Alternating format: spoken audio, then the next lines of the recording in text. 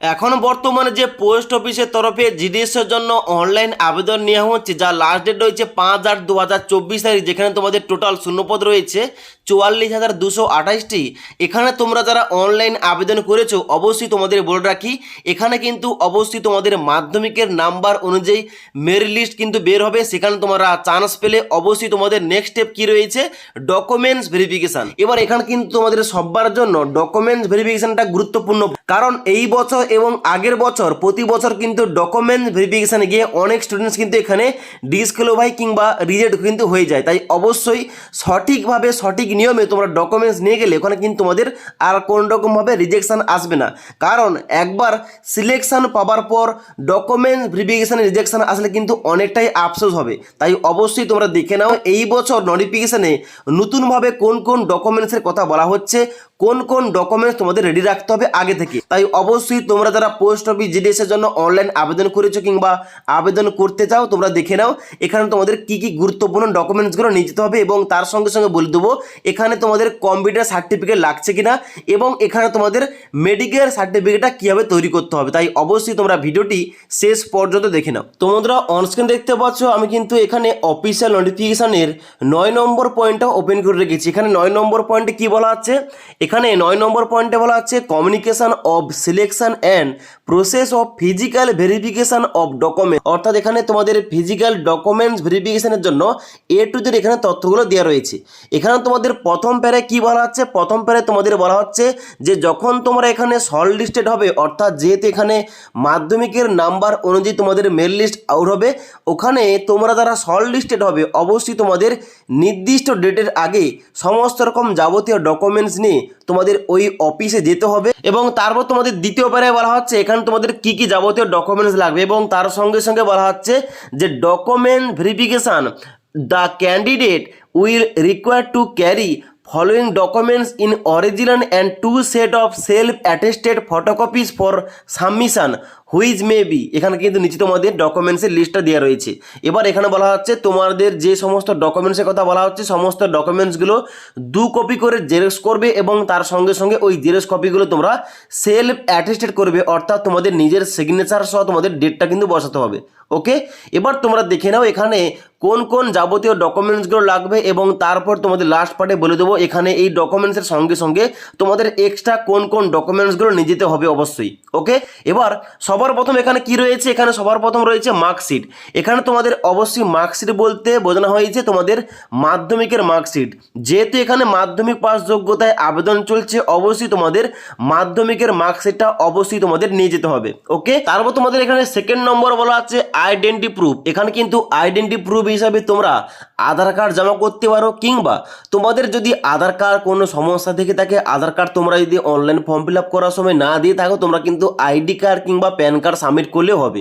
ওকে, এই তিনটি ডকুমেন্টসের মধ্যে যে কোনো একটা ডকুমেন্ট দিলে কিন্তু এখানে তোমরা আইডি প্রুফ হিসাবে সাবমিট করতে পারবে। তারপরে নেক্সট বলা আছে কাস্ট সার্টিফিকেট। এবার এই কাস্ট সার্টিফিকেটটা কিন্তু সবার জন্য নয়, তোমরা যারা আনরিজার্ভ ক্যাটাগরি কিংবা জেনারেল ক্যাটাগরি তোমরা আবেদন করেছো তোমাদের তো আর কাস্ট সার্টিফিকেট লাগছে না। তোমরা যারা শুধুমাত্র ওবিসি ক্যান্ডিডেট, তোমরা যারা এসসি এসটি রয়েছো তোমাদের কিন্তু এখানে কাস্ট সার্টিফিকেটটা এখানে জমা করতে হবে। ওকে, তারপর এখানে নেক্সট বলা হচ্ছে পিডাব্লিউডি সার্টিফিকেট।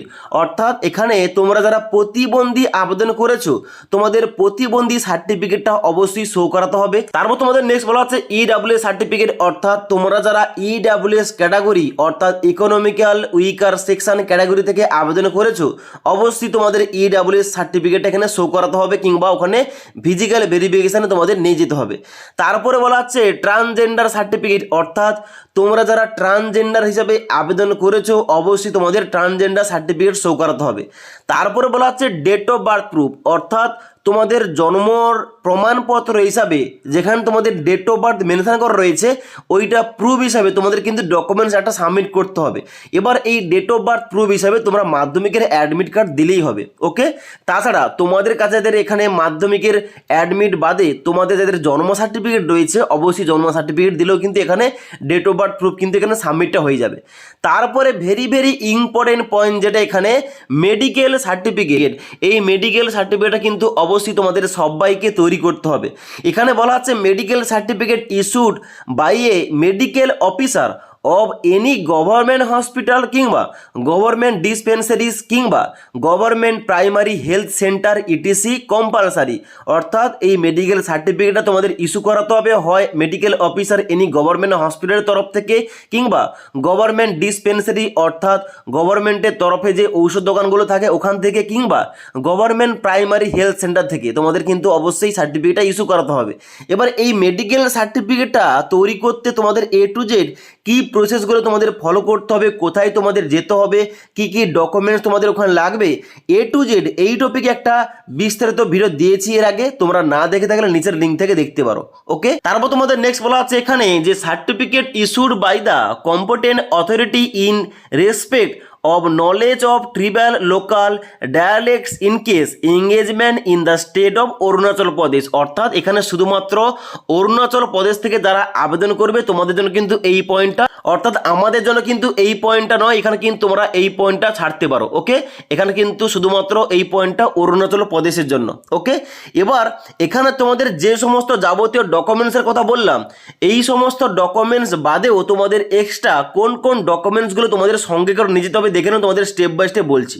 এবার তোমাদের বলে রাখি এখানে তোমাদের যাবতীয় যে ডকুমেন্টসের কথা বললাম এই ডকুমেন্টসের মধ্যে কিন্তু কম্পিউটার সার্টিফিকেটটা নেই। অর্থাৎ এখানে কিন্তু তোমাদের কম্পিউটার সার্টিফিকেটটা তোমাদের বাধ্যতামূলক নয়, কিন্তু কম্পিউটার নলেজটা কিন্তু অবশ্যই বাধ্যতামূলক। কারণ যখন তোমরা অনলাইন আবেদন করেছিলে, অনলাইন আবেদন করার সময় যখন তোমরা পোস্টের জন্য প্রিফারেন্স রেখেছিলে ওখানে কিন্তু তোমাদের নিচের দিকে এসে অনেকগুলো ঘরে তোমাদের ডিক্লারেশন দিতে হয়েছিল, ওখানে কিন্তু এ টু জেড পয়েন্টগুলো উল্লেখ করা রয়েছে। অবশ্যই তোমাদের কিন্তু এখানে এডুকেশন কোয়ালিফিকেশনের সঙ্গে সঙ্গে তোমাদের কিন্তু অবশ্যই কম্পিউটার নলেজ থাকতে হবে, ওখানে কিন্তু তোমাদের উল্লেখ করা রয়েছে। তাই অবশ্যই তোমাদের কম্পিউটার সম্বন্ধে জ্ঞান থাকতে হবে, তবে সার্টিফিকেটের কথা কিন্তু এখানে উল্লেখ করা নেই। ওকে, এবার তোমরা দেখে নাও এখানে তোমাদের এই যাবতীয় ডকুমেন্টসের সঙ্গে সঙ্গে তোমাদের ফিজিক্যাল ভেরিফিকেশন তোমাদের কোন কোন এক্সট্রা ডকুমেন্টস লাগছে।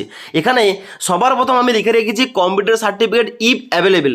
যদি তোমাদের কম্পিউটার সার্টিফিকেট থেকে থাকে অবশ্যই তোমরা কিন্তু নিয়ে যাবে। ওকে, তারপরে বলা হচ্ছে পাসপোর্ট সাইজ ফটোগ্রাফ, এটা কিন্তু অবশ্যই মাস্ট লাগবে। তোমাদের কিন্তু পাসপোর্ট সাইজের ফটোগ্রাফ, যে ফটোগ্রাফটা তোমরা অনলাইন আবেদন করার সময় দিয়েছিলে রিসেন্ট পাসপোর্ট সাইজের ফটোগ্রাফ তোমাদের 3 কপি নিয়ে যেতে হবে ওখানে ফিজিক্যাল ভেরিফিকেশনে।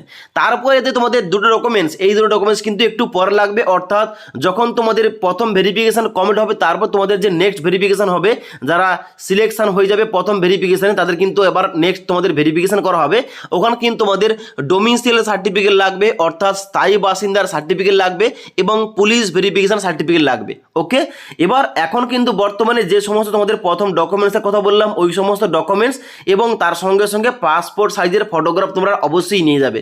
এবং তোমরা যে অনলাইন আবেদন করেছো, অনলাইন আবেদন করার সময় তোমাদের কিন্তু এখানে যে তোমরা লাস্ট স্টেজে তোমাদের অ্যাপ্লিকেশন ফর্মের প্রিন্টটা তোমরা বের করেছো ওইটা কিন্তু অবশ্যই হাতে করে নিয়ে যাবে। ওকে, তো আশা করি তোমাদের বলতে পারলাম এখন যে বর্তমানে পোস্ট অফিসের তরফে জিডিএস এর জন্য অনলাইন আবেদন চলছে, তোমরা যারা এখানে সিলেকশন পাবে মেল লিস্টে তোমাদের নাম থেকে থাকলে তোমাদের ফিজিক্যাল ভেরিফিকেশনে তোমাদের কোন কোন যাবতীয় ডকুমেন্টস নিয়ে যেতে হবে এবং তার সঙ্গে সঙ্গে তোমরা যদি চাও যে এখানে কিভাবে মেডিকেল সার্টিফিকেট তৈরি করতে হবে এই টপিকে অলরেডি আমাদের চ্যানেলে ভিডিও দেওয়া রয়েছে, তোমরা না দেখে থাকলে নিচের লিঙ্ক থেকে দেখতে পারো।